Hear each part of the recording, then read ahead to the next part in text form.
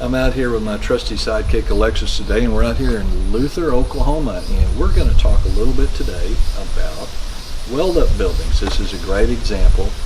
We have a building here that's a 12-foot eave height, weld-up with 3x3 tube columns and a seat channel. So we'll go in, we'll show you a few details. I think you'll really enjoy it. So stay with us.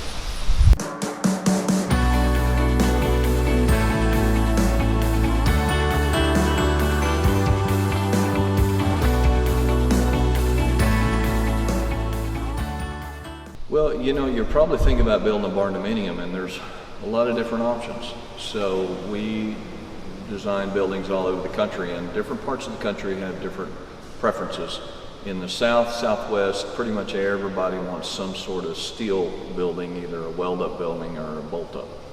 It seems like my customers along the East Coast and in the Midwest and stuff, they're more accustomed to, they're more open to pole barns.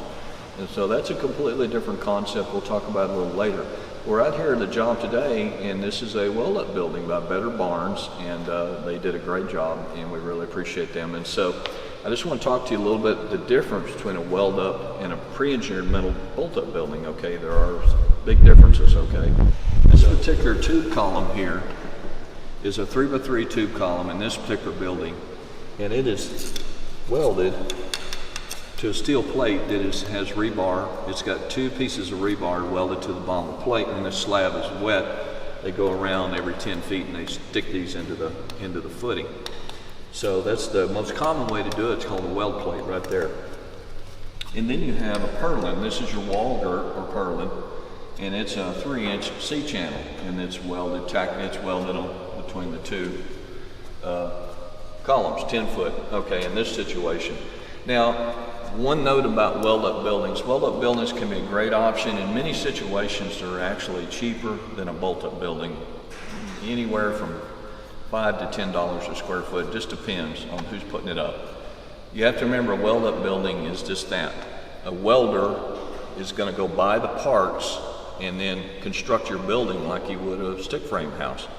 Now, in this situation, if you look up here, the trusses are steel. These particular trusses, we get them here in Oklahoma, and they are pre-engineered in this design, and they are pre-engineered to handle the snow loads and the seismic activity and the wind loads for our area, okay? And so it's very important that if you do a weld-up building, that you get your trusses engineered stamped. So that means that you'll get a little piece of paper with the diagram of the truss and the size of the steel and everything. That will be stamped by an engineer, and then it's that peace of mind, okay?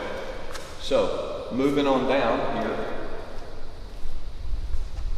we have a shower. We like to recommend our customers do recessed showers. If you want to do a curbless shower, in most situations, just have your concrete guy leave the floor out, okay? That way, your tile guy will actually build the shower floor in. You don't have to worry about it, and he'll meet it up perfectly with the, with your bathroom floor, with the existing tile, and just all that will just flow right together. If you want to do a curb in your shower, then don't worry about it. Just pour the floor, and the plumbing will come up through the floor. The tile guy will build the shower right on top. So